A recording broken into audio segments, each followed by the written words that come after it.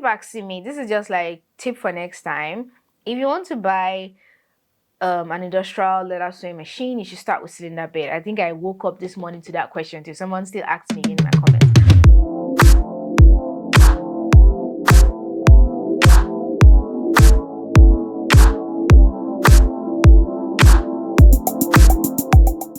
Hey guys, what's up? My name is Eris. Welcome to my YouTube channel, Eris Atelier. So today we are doing a talking head video, and it's a very simple question.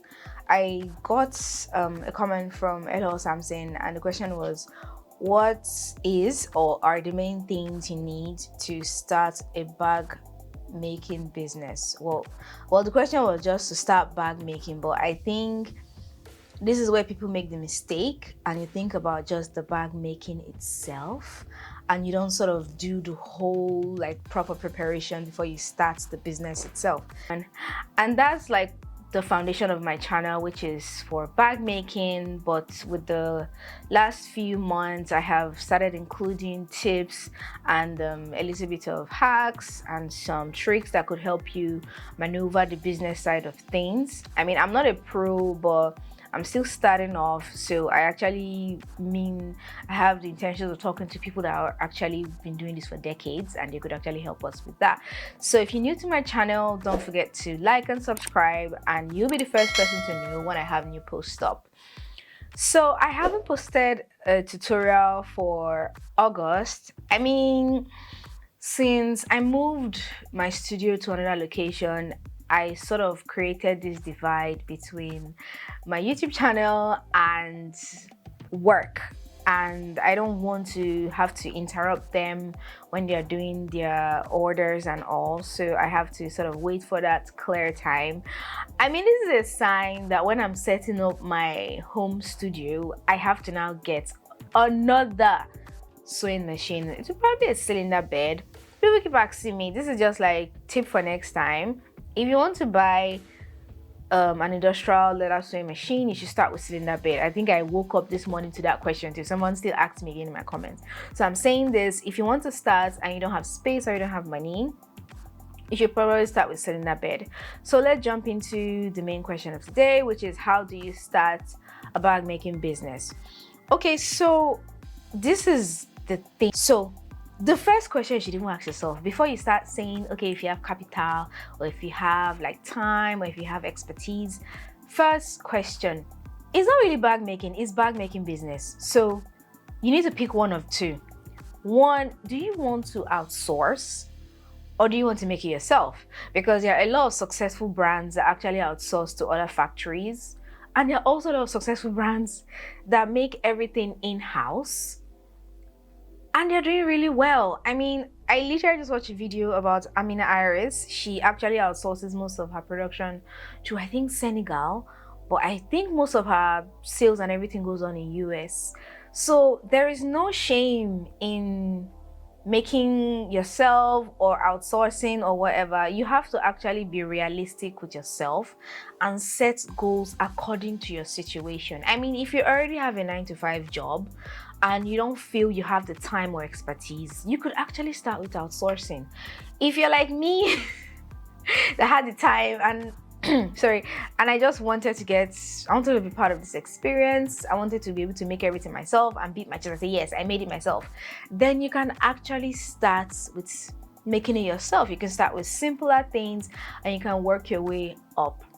Okay, so the second thing is you need to figure out, I typed everything out so I don't miss anything.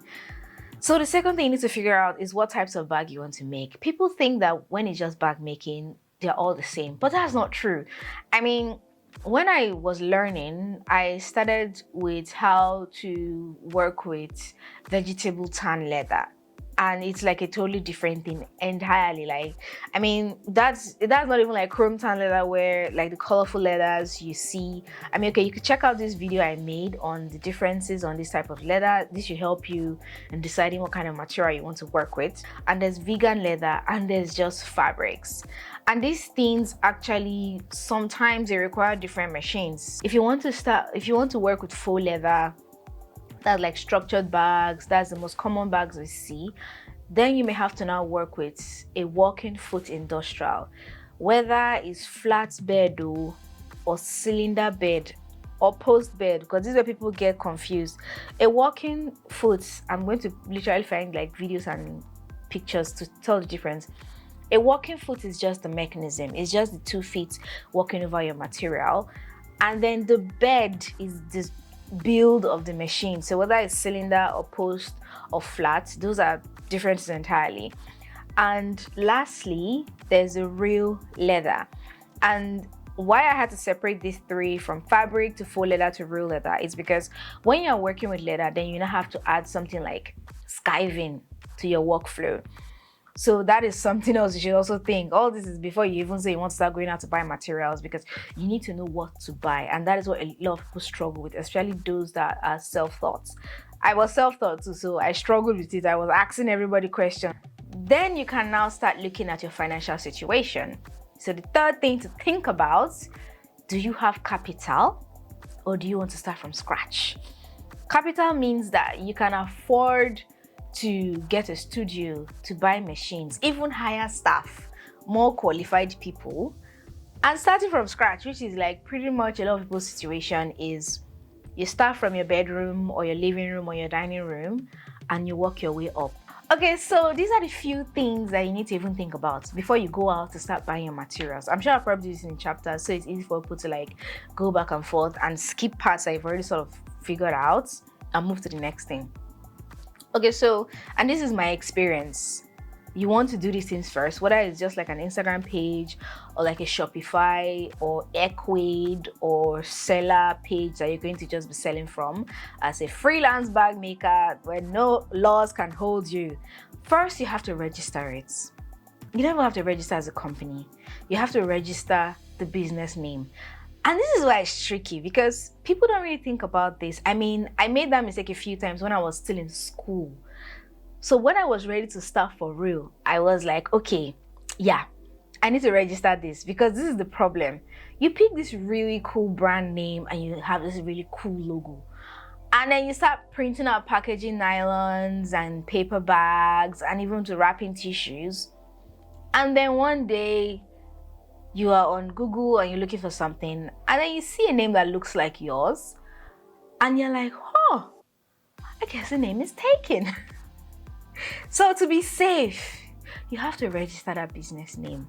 Please, I'm begging you. Like if you don't do any of that thing, just register the name so that when the big bucks start rolling in, you are not going back to change your sign or to change your letterhead papers or to change your logo because you picked this really cool name and somebody else already has it. Number 2, I've already said logo, but yes, you have to create a logo and a brand name and a maker's mark, which is also a logo. It's very important because branding increases the value of your product. You can make something so simple, so basic, but the moment you put a logo on it, people start to identify that, okay, this thing has value. I mean, it's such a weird psyche, but it's something that actually happens a lot. Number 3, you need to create a bank account, a separate bank account. You need to separate your finances. I suffered. Hey, I suffered with this thing there when I started, because you don't know where your money starts and ends and when your business money starts and ends. I mean, before you go on to the next thing, you need to sort of think about your pricing. I mean, you don't need to have like one solid number, but you need a range. I mean, I'm just thinking as I'm talking, that's why I'm breaking my speech. So you need a range. You need to know, okay, if it's high end or if it's mid-level or if it's even fast fashion or if it's mass production. And figuring out pricing helps you to determine your target audience. That's the kind of people you want to sell to, their financial situation. I mean, if you need to sell to students, you need to know their financial situations. And that also helps you even determine how you are going to do your packaging. So that's the next thing. After pricing, packaging is also important because we are in the era of e-commerce. So everything is shipping. I mean, people still have like storefronts, like physical stores and everything, but you that are just starting out, you could maybe start with like an Equid shop or a Shopify shop. It's a lot of information I'm giving out this morning. It's a Sunday morning. your Ecwid or Shopify storefronts, and then you can decide how much you want to do on packaging. And because you've already, see, I'm going back now, you see why these things are important.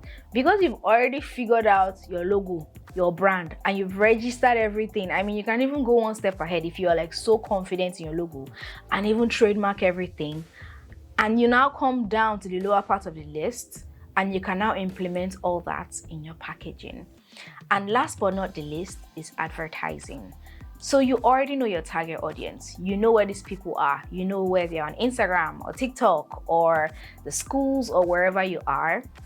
So that would help you decide how you're going to do your advertising. If you want to do Facebook ads, that is fine, as long as you get sales from it. If you want to do Instagram ads, as long as you can get people to see what you make and see what you do, that is it.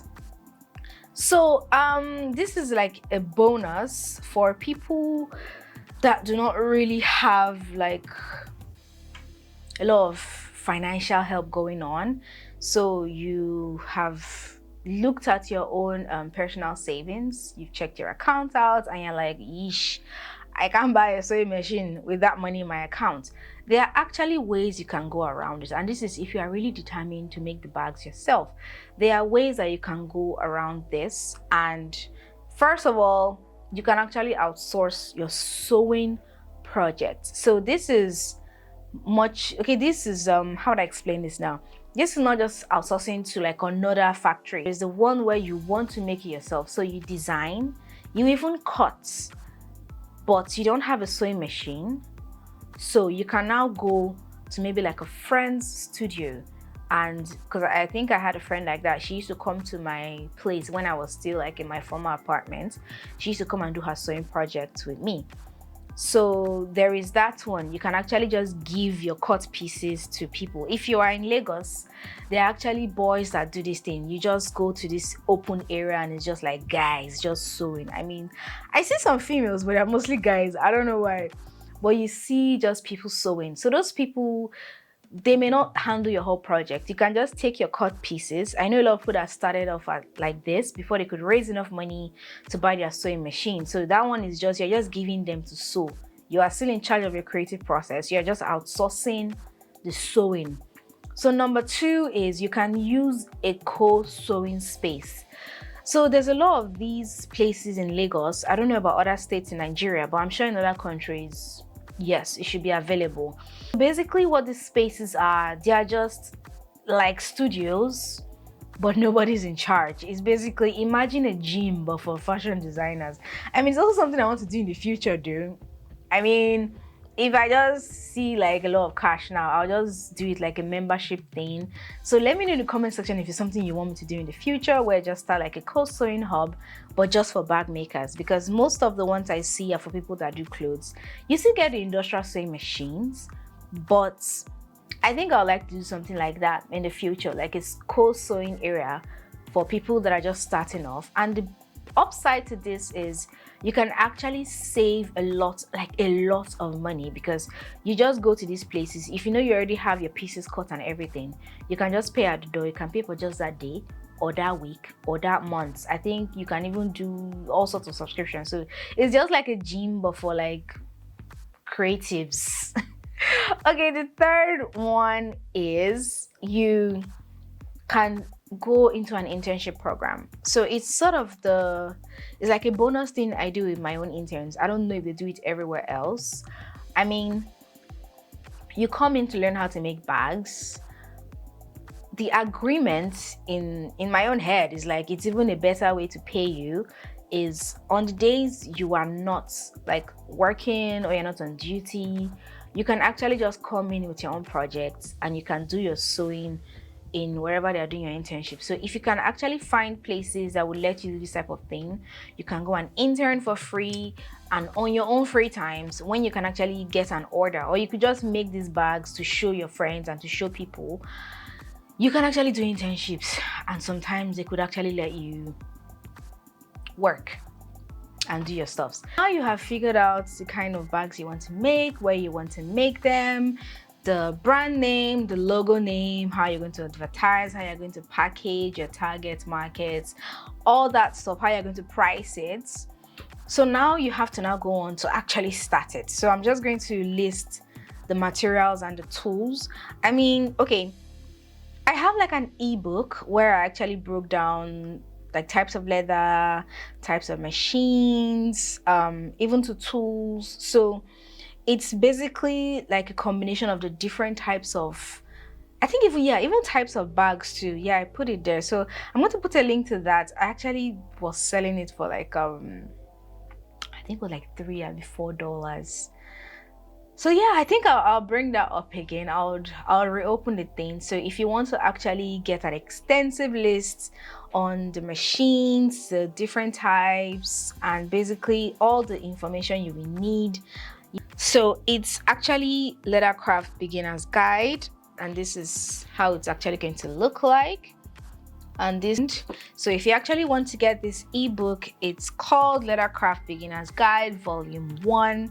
So this is basically how to start the foundation of leathercraft, just the craft itself, no business talk inside. So it's very simple, it's very straightforward. You can actually check the link. I'm going to put it down in the description if you want to buy this. I'm going to put a link and you can just buy it and download it and keep it as your own personal catalog for figuring stuff out. So now let's just jump into the basic things you need to start for your first bag. Very important. So number one is, of course, your sewing machine. So I mean, I have a video on the different types. I keep repeating myself, like I've demonstrated earlier in the video, the 3 types of industrial sewing machines you're going to need. But if you want to just start with like fabric or like Ankara or like soft bags, you can actually start with a domestic. So after getting your sewing machine, you get your thread. Most times in leathercraft, we actually use nylon threads. There are different grades of it, but you need nylon thread. You can use cotton thread. I mean, there are like thick ones though, but I always prefer nylon. It always gives like a way better finish. If you want to do hand stitching stuff, it's the same nylon threads you're going to use. So for the needles, we have the DB or DP. Those are the 2 most common types you're going to see. Either of them should work fine, but if you're a sucker for details, then you should probably ask for DP. The sizes that I've seen most times, they go from 16 to 25. I'm pretty sure there are bigger ones. I'm really sure, but in the markets, in the shops, you actually get to choose from what's most popular. So you can pick between 21. I mean, if you're sewing softer things, you can use 18, but people always like to stay in that safe, like that middle point. So it's like size 21 of either DP or DB. Both could actually work fine with your industrial sewing machine. I think the DB also works with this manual butterfly machine too. I've never used that thing. So weird. So then you go from your sewing machine, your thread, your needles, then you have your cutting table. It's very important. I mean, some people don't mind cutting on the ground, but if you love your back and if you like to be comfortable when you work, it doesn't have to be like a giant like work area, just something that's big enough for you to cut your pieces on, and you can start from there. You have your cutting table, you have your cutting mats, and then I'm just sort of following the flow here, and then to your cutting items. So you have your craft knives, you have your scissors, you have your pen knives. So all this thing is already in the ebook. It's not even listening them, I'm hearing it in my head. And then you have your steel ruler or your flexible measuring tape. Both of them work fine. You have the tiny screwdriver, then you have your marking pen. So if you're, and then you have your gum. But I think I didn't put gum there because some people would want to start with like fabric bag, just like soft totes.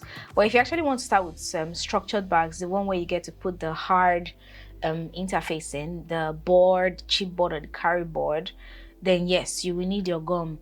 So like I said, when you figure out how bags you want to make, and then you need your gum. So that's the last part of how to start a bag making business. I swear down, I thought this was going to be way shorter, but I have been talking for so long, my jaws hurt.